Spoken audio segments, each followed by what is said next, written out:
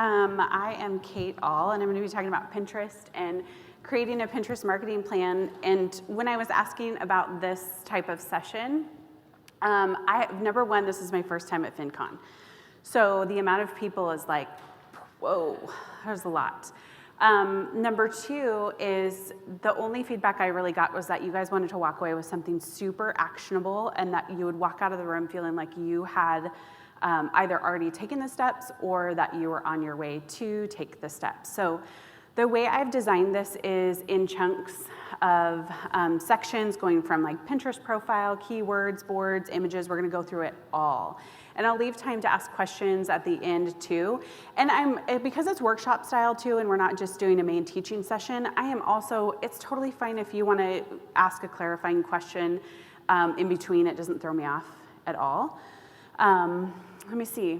I'm gonna do a lot of screen share too. That's a lot more tactical stuff. Like we wanna really see what I'm talking about instead of just talking about it and then you guys not knowing what I'm referring to. So I'll go back and forth between the slides. So with that, just a little bit about me. I run a Pinterest management company called Simple Pin Media, and we currently work with 120 clients managing their Pinterest pages. Those range from bloggers to e-commerce business owners. We have a lot of experience. I've been doing this for 7 years now with Pinterest marketing, 5 years of owning my company, and I've actually worked with like over 500 Pinterest accounts. Like I've kind of lost count. So we try to stay up to date on everything Pinterest and keeping up with the things that they are changing because as you know, social media changes quite a bit. So with that, I'm gonna jump in really quickly to talk about Pinterest overall to get our mindsets right, because I think that's really important. A lot of people will take what they know about Facebook or Instagram marketing and they translate it to Pinterest marketing, and that's a huge mistake because they are apples to oranges. They're totally different. So when you think of Pinterest, I want you to be thinking of it as a search and discovery network. It is very much like Google. It takes a long time, it's a slow burn. The investment in it feels very frustrating at times. In fact, people will come to me and they say, I just started pinning like 2 weeks ago, I see nothing. And my response is always, yep, that's about right. Like, keep it going. So just know that when you start into this, you want to really give yourself a good 6 months. And the way I'm going to teach you today is really foundational to make sure you're set up correctly. So with that, let's dive in. If you have your computer with you, that's great. You can follow along with me. But if not, what we're going to do is we're going to hop over there right now. And I'm going to show you, I'm going to walk through some elements here on your profile. So number one, what you want to do is Pinterest is based on keywords. This is another difference between Facebook and Pinterest is Facebook, when you're doing ads, you're targeting by audiences and interests. And with Pinterest, you are also, sorry about that count drop down there. You're targeting by keywords, basically what people are searching. The Pinterest user, they're planners, they're dreamers. They go onto Pinterest and they plan like 6 months in advance for things. In fact, I'm having my bathroom remodeled and I've sent a bunch of pictures to my contractor for the last 6 months because I've been planning and preparing and getting ready to buy. So that, if we're talking about marketing funnel speak, they're very, very top of the funnel. They're cold, they're not quite warmed up. So we want to make sure that number one, our profile is completely optimized with the keywords that describe who we are. So I'm going to go over this in detail here. So for me, I have Simple Pin Media. It's the name of my business. I don't have Kate All because people know me as Simple Pin Media. So for you, you need to decide, are people going to be searching the name of your business or are they going to be searching your name? And as far as picture, you want to choose a picture that's really consistent on other social profiles. It doesn't have to be personal. It can be a logo. Again, it's back to recognition and brand recognition. Beyond that, I have Pinterest marketing and management. Those are the keywords that I want to target for. And I want to tell anybody who lands on my profile, this is what I'm about. So when you go to setup, this is called your username, and you'll see a place to add that in there. You can only go up to, I would say, no more than 4 words and make it really clear. This is what we're about. This here is your description. It's basically describing what you do. Again, I have Pinterest management services for bloggers. I'm actually going to change that. It's just for content creators, bloggers, and e-commerce shop owners.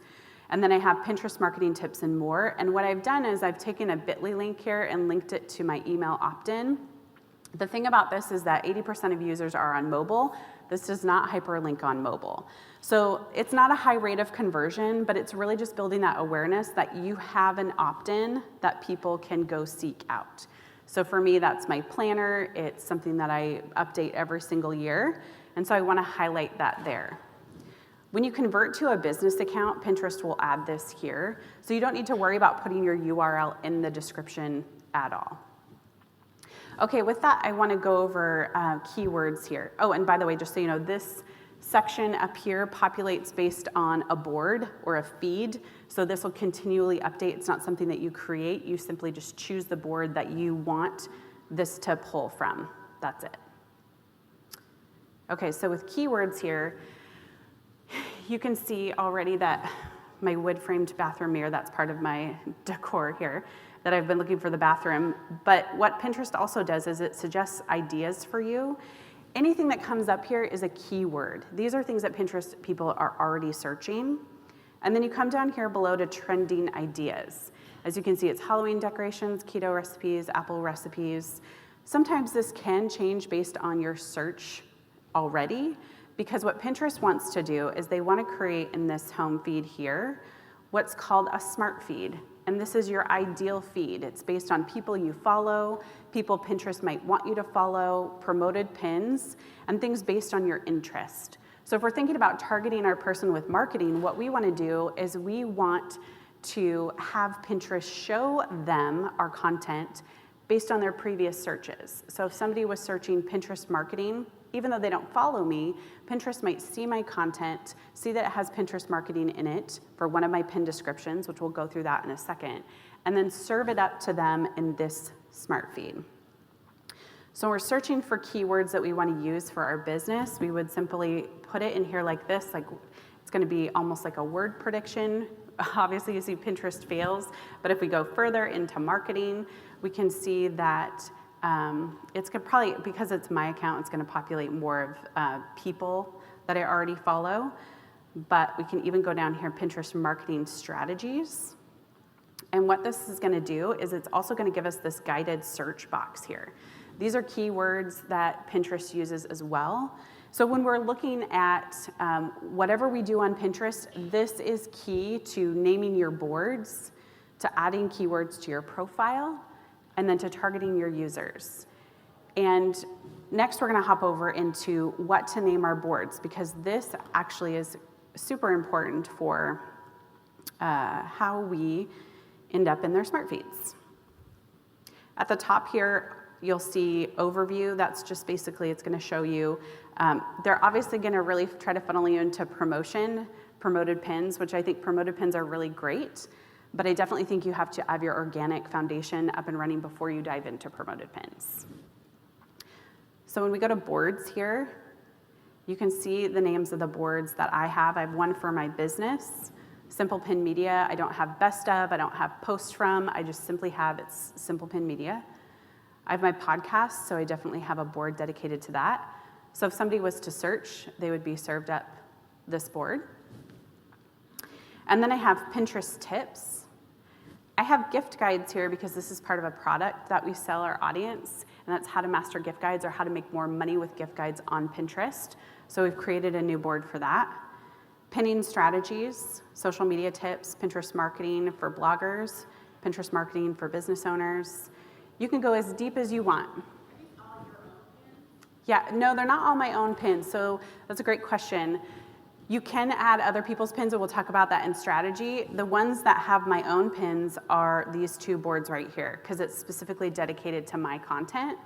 But when we get down here into Pinterest tips and pinning strategies, it's a variety of people's content. So what I want you to think about, kind of the first action item that I'd love for you to take, number one, is what are the keywords you want to target for?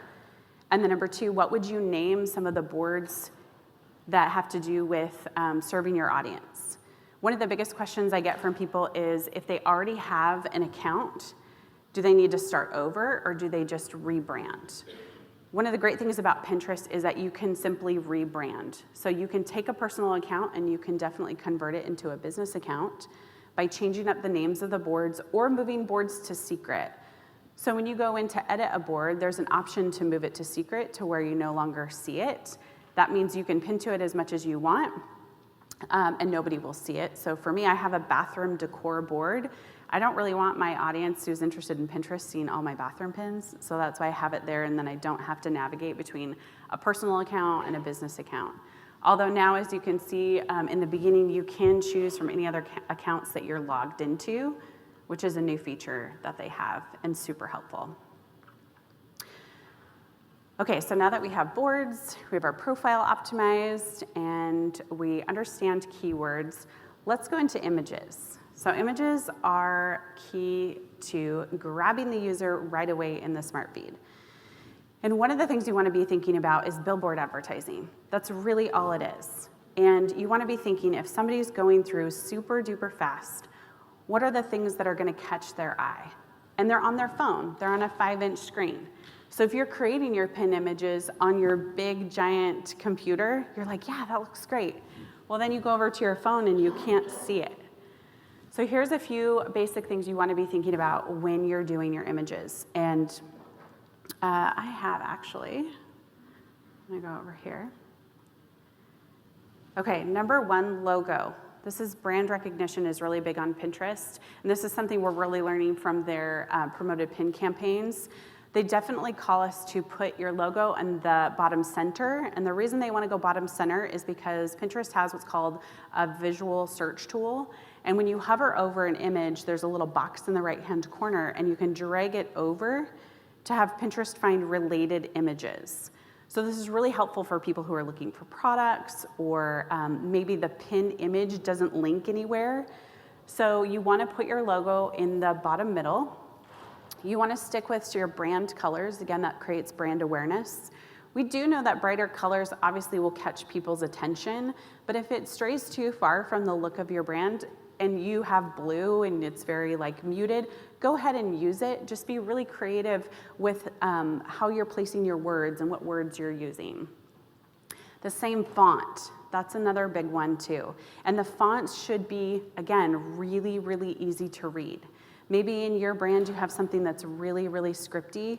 Try to move away from that. And I would highly encourage you, after you create an image, go look on your phone and see if you can read it. I'm almost 42, so I'm starting to go like this a little bit with my eyes. But even then, it's so small that you really only want the big, easy to read font coming through. And then obviously high resolution is going to be a big one. These are some elements from promoted pins that I think are really, I draw a lot of inspiration from promoted pins. And one of the things that Pinterest just converted to is called a one-tap promoted pin.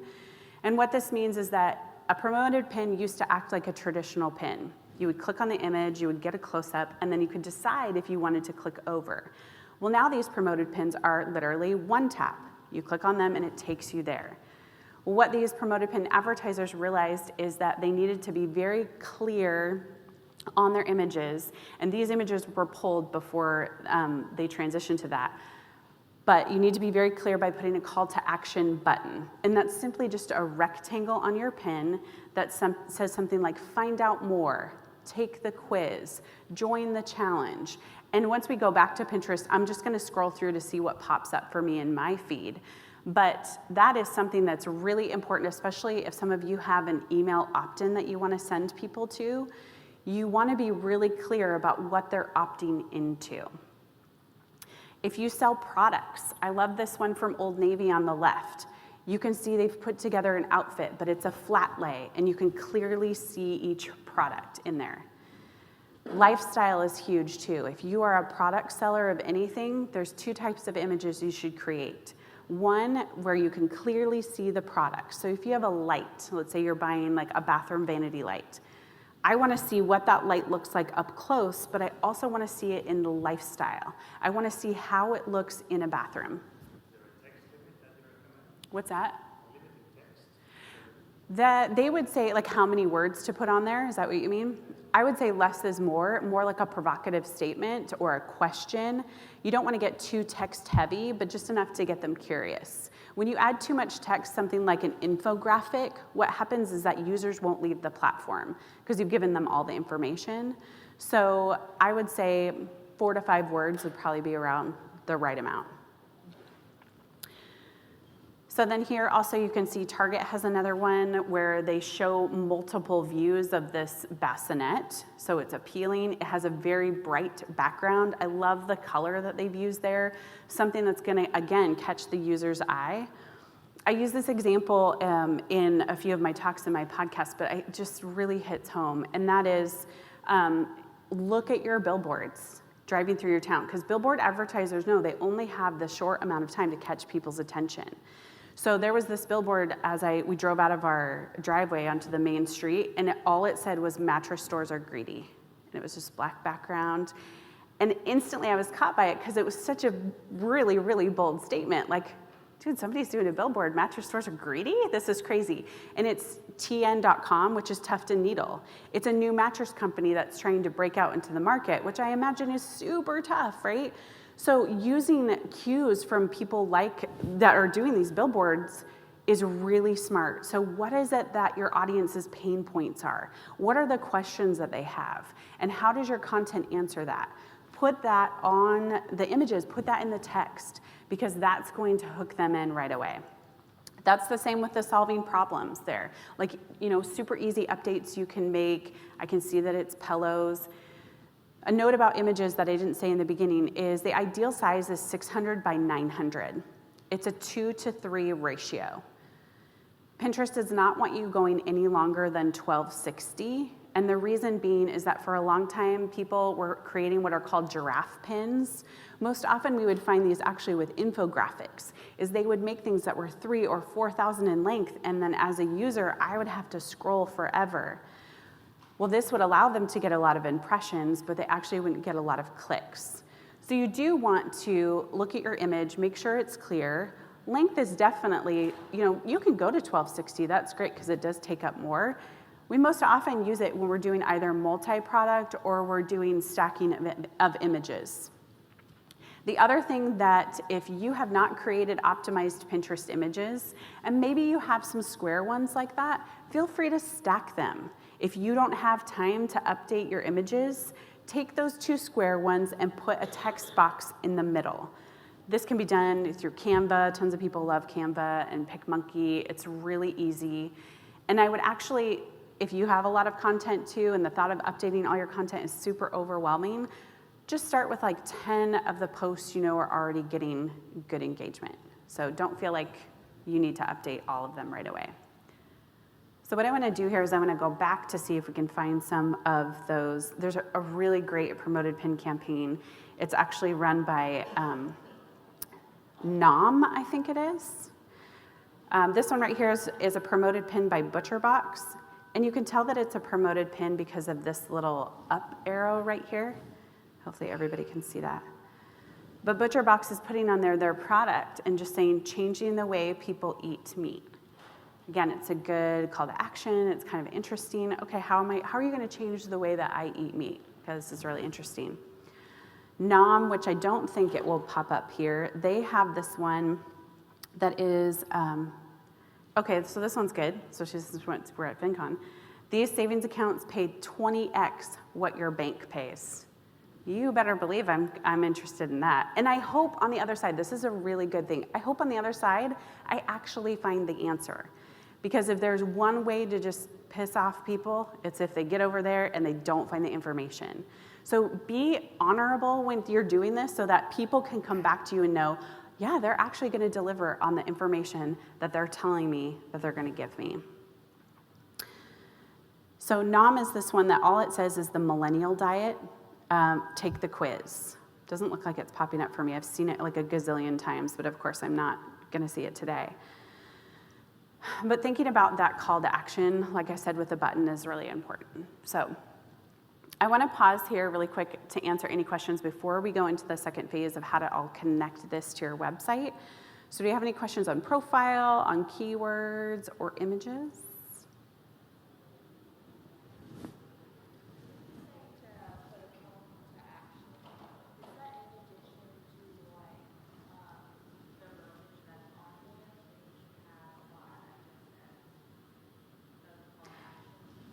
So this one right here where it says, what kind of blog should I start? Take the quiz and find out. That's the type of call to action I'm referring to. Some people actually stretch those out to just put it on what looks like a rectangular button. So yeah, that's what I mean by that. So just putting it all inside the image. Yeah, you had a question?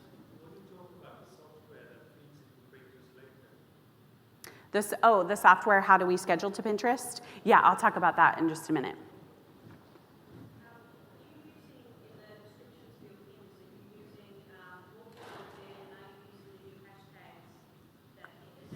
Great question.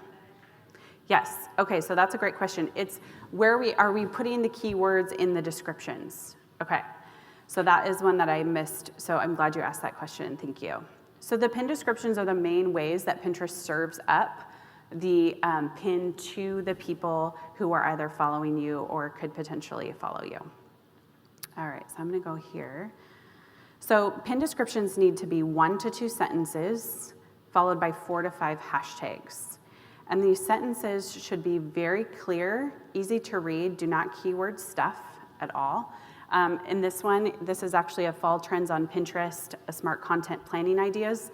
This section right here is what's called a rich pin. This is automatically added to your pin, and I can talk to you about how to set that up after we're done.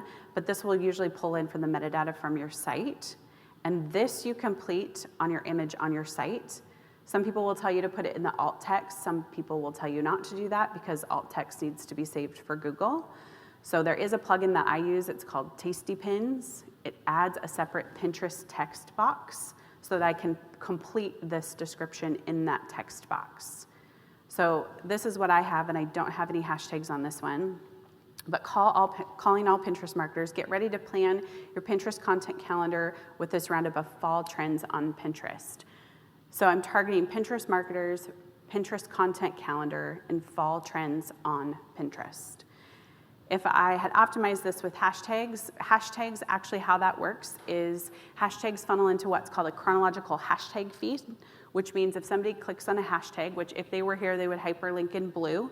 If somebody clicks on that, that sends them over to a hashtag feed, and anything that has to do with, let's say, hashtag Pinterest is just filtered into that feed by chronologically, and you can even see the timestamp. So I recommend you actually come up with a branded hashtag. So for us, it's hashtag SimplePinPodcast, and that's the first one that I put there. You can, if you have a super long name, you can come up with something that's just a catchy hashtag that you use on Instagram. Hashtags don't work on Pinterest like they do on Instagram. They literally go into a totally separate feed, and Pinterest for years, actually up until August of 2017, said, no hashtags, no hashtags, no hashtags, and then all of a sudden they were like, you can use hashtags. So we don't actually know how the user is using it yet, and Pinterest hasn't released any studies to show us how active they are. So first and foremost, this description is going to be number 1. The 1 to 2 sentences. You can actually even go up to 3 sentences if you feel like it describes what it is that you're talking about or you want to add in more keywords. The caution is you don't want to replace a keyword in this sentence with a hashtag. Your hashtags definitely have to be at the end of your pin description. So keeping it very short, I think you can actually go up to 500 characters. So, but I never really max out mine that much. I haven't tested it, so I can't speak to it. For us, it's just 2 sentences followed by those hashtags. So, thank you for asking. 4 to 5. Yeah, Pinterest in their creative guide, when they came out with it, they said no more than 20. They've since removed that and just said add as many as you think is relevant. So some people have tested hashtags doing different ones. You can definitely do that as well. You can have multiple images that lead to the same post. You can change up your descriptions. You can change up your hashtags to see if something gets more engagement than the other. Any questions about that? Yeah.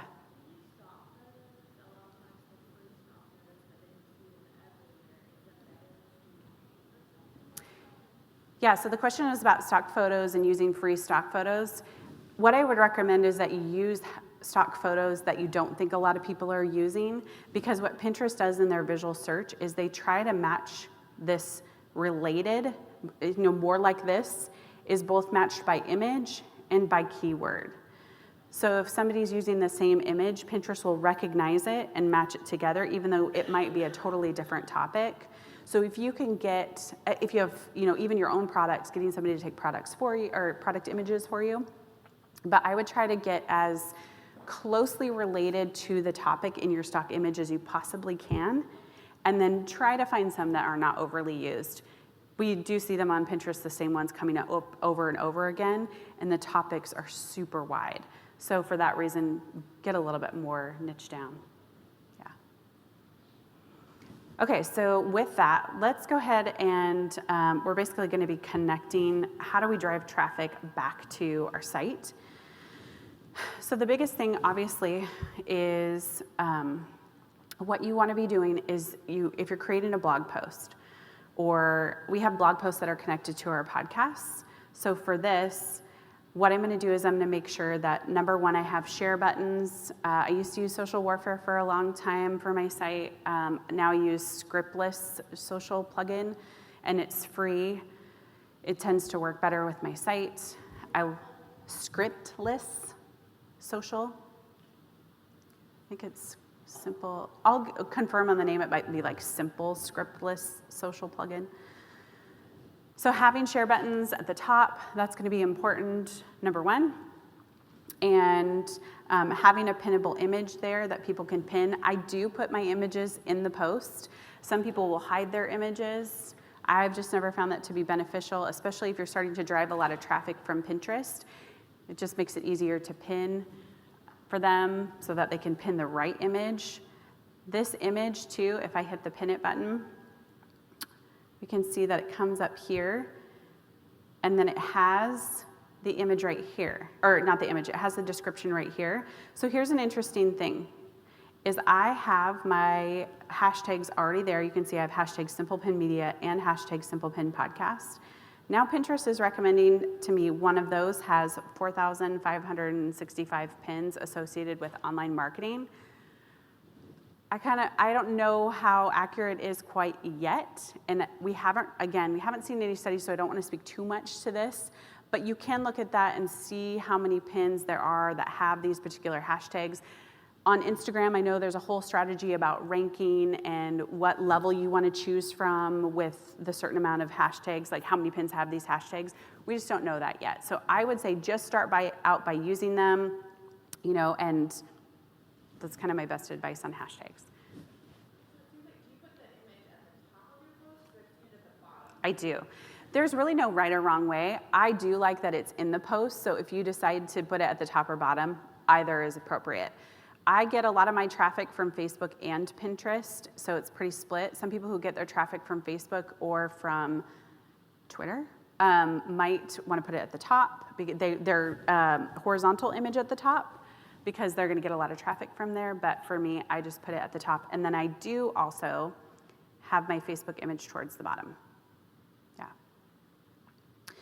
So we want to have our images in there, and then however you want to optimize your post. You can also, I don't think we have it on this one, but you can also do a call to action to have people follow you on Pinterest. So this is a really good way to engage your audience by putting at the bottom, I'm on Pinterest. You could highlight a board. That's another good tip or trick. One of the things you need to note too about audience engagement is that the more people share your content, that sends a signal to Pinterest that your content is important and they're going to serve it up to more people. So what we've noticed over time is that content creators who create content at least 2 to 3 times a month have greater growth on Pinterest than those who don't create content, or maybe they just create content once every 6 months, or they're republishing all the time. We've noticed with one of our clients who she's let her blog kind of lapse, but she was getting a ton of Pinterest traffic. The moment she stopped creating new content, we saw her Pinterest numbers going down. The reason for this is that Pinterest has said they love content creators. They know that their platform needs content creators. Whereas, Facebook or Instagram, they don't really need your content, whereas Pinterest needs it to match up with their users. So what they want is fresh content. So if you're going to pin your content, it's best always to pin from your site or use a program like Tailwind. When you pin through Tailwind, it acts as what Pinterest refers to as a fresh pin. And what this tells Pinterest is that this is new. Okay, we're going to serve this up to more people. So Pinterest has said, as content creators, don't repin your stuff. Don't go into your Pinterest board and then pin it to another board. You can pin it directly from your site if you don't have a scheduling tool, or you can use Tailwind to schedule it to other boards, which just leads me to strategy. So this is kind of a big one, so ask as many questions as you want. So as far as strategy, we want to be daily and consistent with a minimum of 5 pins per day. I do 10 pins per day. I have probably about 100 posts on my site. So out of that, I do about 6 of my own pieces of content, and then I do 4 from other people. And I choose the other people I want to add their content to my board because maybe we have a good working relationship, or I'm not creating that type of content, or I really love their philosophy on Pinterest, so that I can fill up something like my pinning strategies board. And I can say to my audience, hey, or Pinterest tips board, I have a Pinterest tips board that has over 1,000 pins for you to look at. Hop over there, follow the board, let me know what you're interested in, comment on a pin. Comment and engagement is starting to become more important on Pinterest. And you can see that here. If you click on a pin, there's an option to comment right here. And when people start to comment, there's little hearts that now pop up and a reply, kind of like Facebook. This is really, really new for Pinterest because the joke is it's the introverts platform. It gets really quiet, there's not a lot of conversation you get sucked into. But what we're seeing in Google Analytics is that those pins that have a ton more comments on them tend to get higher in ranking in search on Pinterest and therefore drive more traffic back to your site. So, yeah. How important, I might have blanked real quick, how important is it to retweet those descriptions? You find someone else and wow, that's great. How much time are you putting into making sure that whatever the person said on their pin is actually there and good? And then are you creating a new little summary to be like, you're not just stealing what someone else had and pinning it. Oh, yeah, so this is not your content, correct? This is other people's. So when it comes to whatever they've put on their pin, if they have it it looks like it's fully optimized, I don't change it at all. If it looks like it says image 08315, yeah, I might add some keywords to it because I want my users to know what it's about. But beyond that, I don't change it up too much because people can get pretty particular, if they see that you've changed up their description. So I would just leave it unless it's just an image number. Yeah. Super time consuming. So which is why I spend more time pinning my own content than other people's content, because I can let my audience repin and share and do all of that, but the whole point is to get your own content out there. That's really the goal. Okay, let me see. Strategy daily pinning, any questions on that?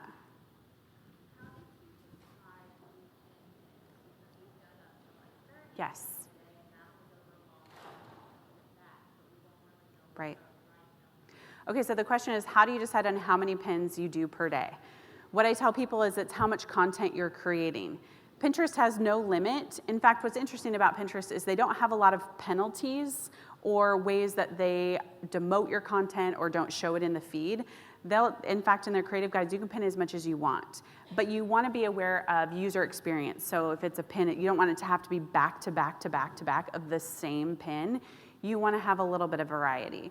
So for us, 10 pins allows us, because of the little content that I have, allows us to spread that out to pin to different boards and not have it look like it's the same pin over and over and over again. Because you do want to pin the same pin. So one of my most viral pins is how to clean up Pinterest boards. It went crazy in April of 2016. It's still driving a lot of traffic. So I try to have that pinned weekly to the variety of boards that I have. So I might pin it today to Pinterest tips, and then next week to Pinterest strategies, and then to Pinterest marketing for businesses. The great part about that is that if you're also pinning other stuff, so if you do 20 pins per day and some of that is your other content or other people's, that ends up nobody goes to the board and goes, oh my gosh, they're pinning the same thing over and over again. And typical users don't go to your boards it's very rare. It's 3 to 5% of users actually do it. So they're not gonna see that you've pinned something twice or 3 times. So I would say it depends on how much content you're creating. We have food bloggers that we work with who they're writing a new recipe 5 days a week. So for them, doing 30 pins per day of their own stuff, and maybe they've been a blogger for 5 years, we have so much content to work with that we can easily hit 30 to 40 pins per day just trying to get out their content, especially if it's seasonal. If you have anything that has a seasonal component to it, things like fall or Christmas, anything like that, you want to get that content up and out on Pinterest 45 days in advance, because that allows Pinterest to know that it's there and the users to engage with it, and it's kind of like it gets that up and running. So to answer like how much you should do, it's really how often you're creating content, but there's no magic number as far as like what works best. Pinterest has just said, we want you to daily be putting your content onto Pinterest. Yeah. So how do you organize that content? Like let's say you create 5 pins for a particular post. Okay. Do you keep them in Dropbox folder? How do you do that? Yeah, so one of the things we do image creation for clients, is we have a main spreadsheet where we do host the images in Dropbox, and we have a spreadsheet with the links of that post. Once we pin it to Pinterest, and this is what's great about having your own board that's just dedicated to your content, is then you can go back to that board and you can schedule through Tailwind from there, to where really the only first part is just keeping the initial storing of the images. But beyond that, you don't have to keep going back to that spreadsheet once it's in that main board.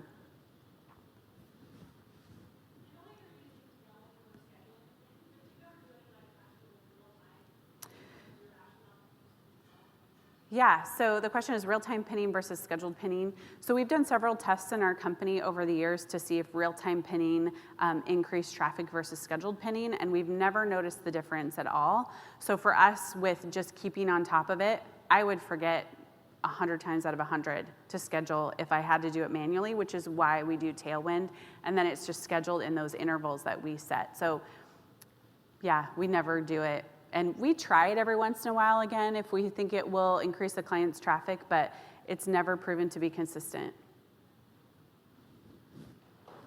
You're saying that you have a pin and you would schedule it, say once a week. Are you using the interval? What's that? Are you using the interval? Yes. And my follow-up question to that is, I still don't have a smart loop yet. I know it's coming out. They sort of slowly putting it out for everyone. Yes. Can you talk a little bit about smart loop? Sure. Loop that. Yeah. So there was another program that was in existence for a long time that was a looping program that would automatically put pins onto Pinterest, and that was removed for violation of TOS. And so Tailwind has come up with a program called Smart Loop. They're a Pinterest marketing partner. And what this does is you designate where you want these pins to go, and it will automatically loop it out. It's still in beta. I have it, but I know that there's a huge wait list for it. But what it allows you to do is just kind of go on autopilot, which is super helpful for us. Beyond that, we've just been testing it for some of our clients who have it. We find that it's a good tool, especially for automation for any of us in business. With Pinterest wanting us to be consistent, it's good. Our hope is to get a course up in the next month, but because Tailwind hasn't firmed up how that program's working, we don't know much yet. But that's essentially high level. It's just a looping. It's a great tool. Yeah, when we have it, yeah.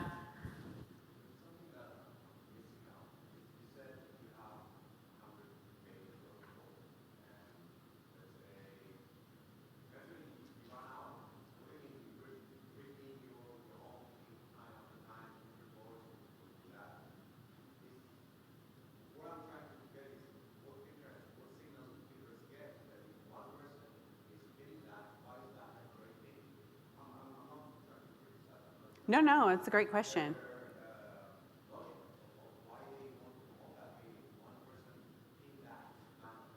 Yeah. So really what you're doing is we're looking at optimizing for that smart feed. And when we pin just one time, it only has that one opportunity to end up in that smart feed, especially if you follow me. Well, then if I pin it again a week later, there's another opportunity for it to show up. So it's kind of like this repeated opportunity to put it in there, but there's no, Pinterest doesn't penalize for that. And so what we want to do is we want to just serve our audience with the content that is matching up well for them because they just might not see it. That's really why. It's like if Facebook algorithm.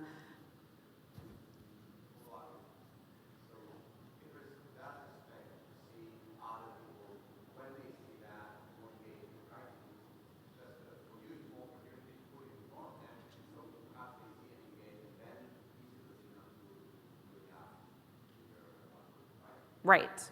Yes, correct. That was a great question. I have been noticing lately that people are combining scripts, like the different fonts. Oh, yeah. Okay. Is that like giving better results? So how I have it here where it's these two right there?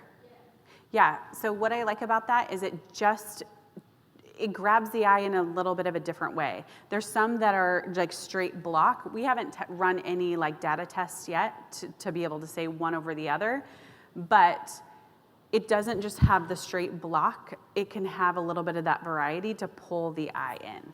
So I would say it's just gonna be a test. We have some clients who do 100% of a block type writing. They get great conversions. Sometimes it's even if you have listicles, those are great on Pinterest. So some people would have like 8 tips for Pinterest marketing, 5 great salad dressings. Those things with the numbers, where the number is big, that pulls people in. So there's a lot of different factors that can go along with it besides like using 2 fonts. I do like using 2 fonts just because I think that it grabs the eye in a different way that a straight font doesn't. What fonts are you using? Oh, I'd have to tell you afterwards. So true story, I am horrible at images, like horrible. I'm so bad. So I actually hired a creative director to help me because when I started creating my first few images in my business, a friend came along and she was like, how about I help you with images? So I knew that I needed to take her up on that. But you can definitely hire, Erin uses Design Pickle, right? And that's a good one for images as well. And I can give you more information about that afterwards, but that's a great one. So I'm deciding if I'm going to start using Pinterest. Oh, okay. Kind of like I go out and try to do everything, and I'm like trying to just be strategic. Okay. Because I noticed that a lot of my clients are women from probably like in their 50s and 60s. Okay. How do you decide if you have the bandwidth to manage Pinterest? Like how much time do you think you need if you're going to start on this? And like what's a good way to be like, is this somewhere you need to be? Is Okay. this your best strategy? Okay, so that's a great question. How much time to invest if you haven't started on Pinterest, and then when to know if it's where you need to be? Okay, so number one, I would say just even setting up your profile would probably be like 2 to 3 hours. Probably more on the 2, and I would probably start with 10 to 15 boards that are named exactly what you think people are going to be searching or the type of content you're going to be creating for them. So I make a list of boards, just sheet of paper, and then I go to Pinterest and I put in those keywords to see, okay, what can I name it? I add a description to every single board, and then I have my board set up. You don't have to keep them in secret, just especially if nobody knows that you're even on Pinterest already, it doesn't matter, you know. And then start filling up the boards with some of your content. I would definitely get Tailwind right away because what you could do is you could sit down in one session, depending on how much content you've already created, you could easily fill up your whole queue to send out these pins on schedule to these boards. I might add like 2 to 3 right away just manually just to get them on there, but that will probably take you about 2 hours as well. And then I would be active on Pinterest, continually contributing to the platform, telling your audience you're over there. That's a big one that people miss is all of a sudden they say, I'm gonna start using Pinterest, and then they don't tell their audience they're even on Pinterest. They'll be promoting Instagram or they'll say I'm on Facebook. So tell them you're over there, tell them how excited you are, and they might already be there, right? So then they get to follow you and share your stuff. Then I would give yourself a full 6 months. We do have ground level is what we tell people. You're gonna expect probably 1 to 3% growth month over month. But honestly, there are some that just knock it out of the park in 6 months. We have a client that we work with who sells custom dog crates out of they make them out of antique furniture, and it's crazy. We started with her just getting images up and running, and she's grown 12,000% in 8 months. So that being said, it just depends on how much your audience reacts to the keywords that you're using, your content. If you start to see that type of growth, well, yeah, continue, right? But you want to look in Google Analytics to see what's driving the most traffic. And for me, it's a lot of how-tos. People are really interested in that. That gives me cues on what else to create. That's a big one, is if you're struggling with content, watch to see what the signals are. It's kind of like people coming to your site. It's not in this chronological order, but it's like a front door through well, not a front door. It's like a side door, right? So everybody's coming to me with, let's see if I have it here. It's how to clean up Pinterest boards, and I have a free opt-in. And I just make sure I update it every once in a while. It looks very similar to this. And what I've done, actually, this is a great tip, is I've actually taken a picture of the opt-in and people can see what they're opting into. So I learned that from watching some of the cues that were, the images that were bringing traffic to my site. These ones that had the actual image of the opt-in converted higher than just ones that said free Pinterest resources on a blank background. So those are things, that's what you want to do in those 6 months, is you really just want to see, okay, what's working. You are throwing darts a little bit in this first 6 months, which can feel very frustrating because you're like crickets, nobody's out there. But give yourself the 6 months, look at it, and followers are not super important. I will say that there is a follower feed. They've added that back in, but so follower numbers, I should quantify that. Like growing your follower number is not as important as growing your traffic number. And that's going to be what you find in Google Analytics, how many sessions are driving over. They do have these stats right here. Pinterest now has on-pin stats. So you can see impressions. Again, that's just people who saw your pin. Saves, that's what a repin is called. And then I can see how many clicks they're getting on this one particular image. They are trying to get better. These are about 2 hours delayed for the stats. They're trying to get them in real time, but pay attention to those as well. Like Google Analytics is the gold standard. Pinterest, and then I would probably say Tailwind Analytics if you have it, and then Pinterest Analytics. So during that 6 months, about how many hours a week would you spend on time? If you were doing 10 pins a day, I would say give yourself about 2 hours a week to do it. If you're finding that it's taking you 4, 5, or 6, maybe dial that back a little bit. And then once a month, go into Google Analytics, look at the social traffic, find Pinterest, and to see what are the pins that are driving the most traffic. And then you can even look at what are the pages on your site that are receiving the most traffic. Because sometimes those will be a lot of little pins, not necessarily one viral pin. So that's something to pay attention to as well.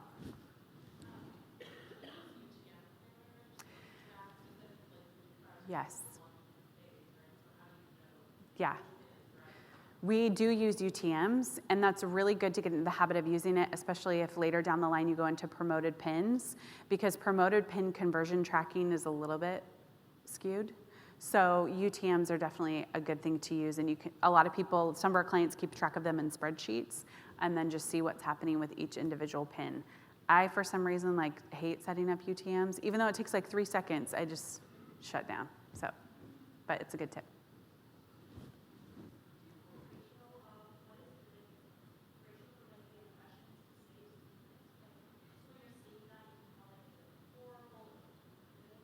Yeah, I actually recorded a podcast all about this, but really high level, what you're going to look for is if something has a super high number of impressions, like 12,000 impressions, but 4 clicks, you want to ask, why did they see it and not take action? Which is going to tell you that your images probably need to be tweaked to where they want to take action on that particular image.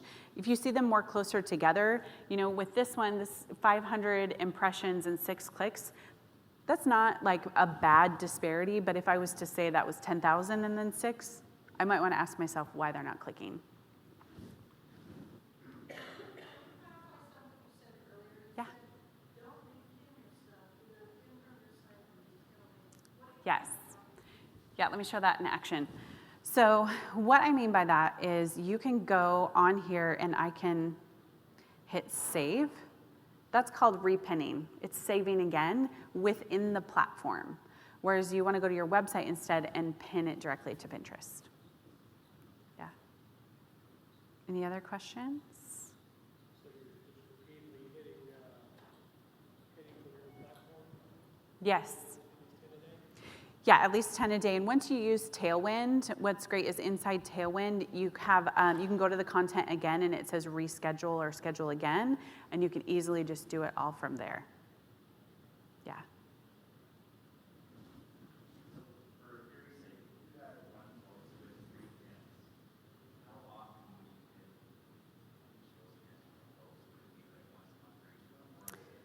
And that's all you have?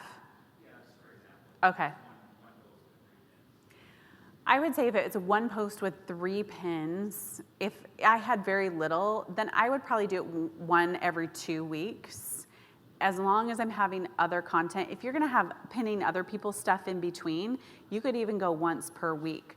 The whole thing that Pinterest says, they just want you to be aware of user experience so that when they come onto your boards or when they come into your profile, it's not the same pin.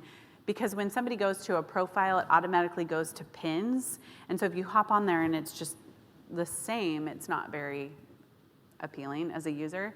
So you could do once every 2 weeks. Yeah.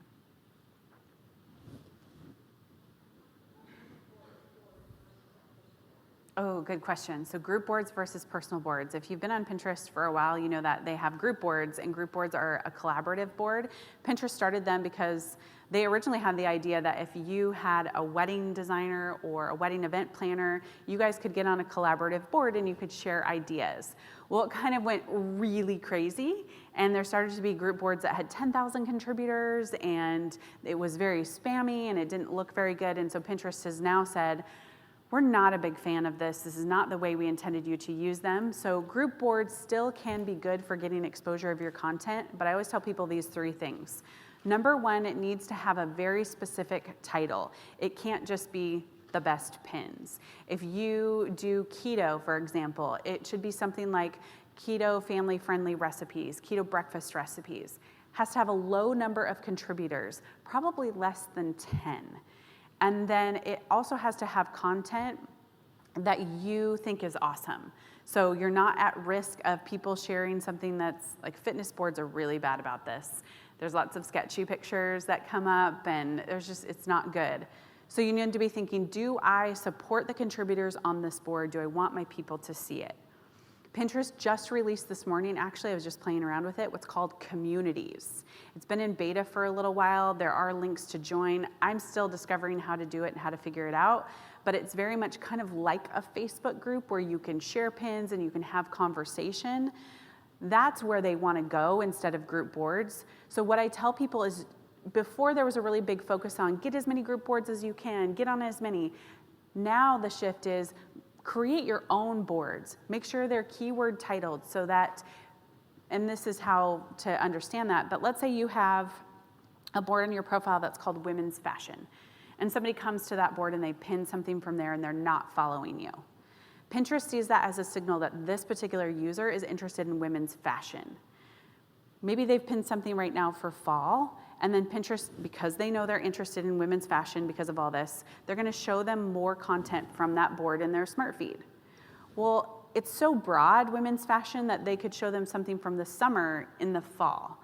So what Pinterest tells us to do is you wanna actually get more niche in your board titles to say women's fall fashion, women's spring fashion, so that if I engage with your content, which is why we really want that personal board, Pinterest is going to give us more opportunities to be seen in that particular user's smart feed. So I would do less group boards. I aim for only about 20%. I have 35 total boards. Only 5 of mine are group boards, and the rest are personal boards. Anything else? I'm happy to answer any questions too after we're done.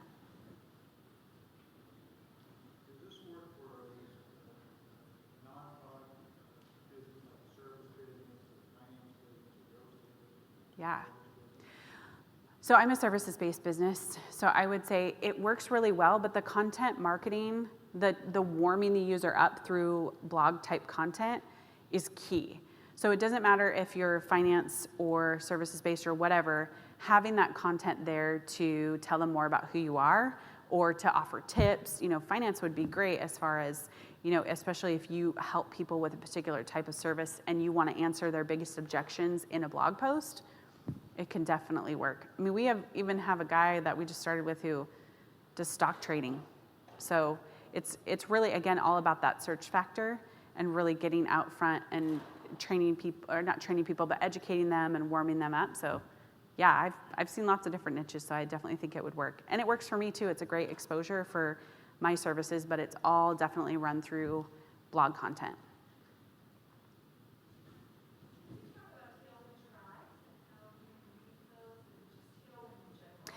Yeah, definitely. So let me do this. This will help people kind of understand what I'm talking about. So Tailwind Tribes is essentially like, it's reciprocity.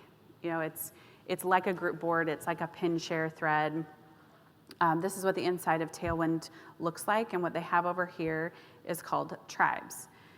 So a lot of people would join these Facebook share threads because they wanted to get more exposure for their content. So what they would do is they would end up joining these pin share threads, and then all of a sudden they'd have to share a bunch of stuff and pin a bunch of stuff, and we just were not seeing any good reach from that.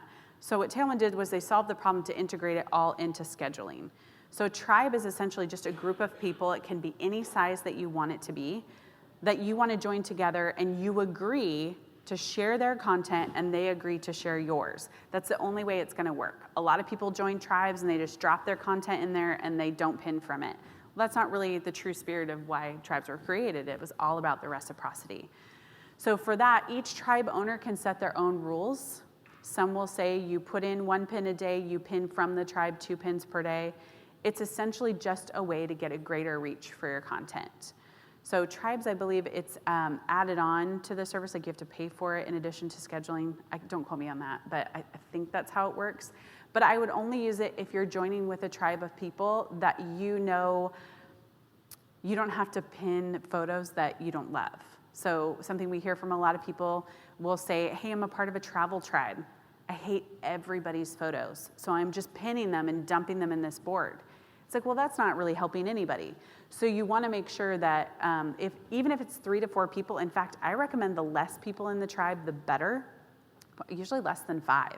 And you all are agreeing to boost each other up. That's why you would do it. If you don't have time for that, don't join it, because just schedule your own pins. We have been tracking in Google Analytics for a little while how Tribes is doing. It's not like knocking it out of the park as far as driving traffic. We have one client for a year, it drove maybe about 3 to 4% of her traffic, of Pinterest traffic. So it's not huge yet, but it's definitely something to join after you get your foundation set up and after you feel like scheduling is cooking along. So does that help? Okay. Anything else? It's about 4 o'clock lull. Okay, so I'll be up here and I'll be happy to answer any questions and we can go over some tutorials and everything like that. You guys can go to simplepinmedia.com/FinCon and there's some resources there for you as well. So thanks so much for attending.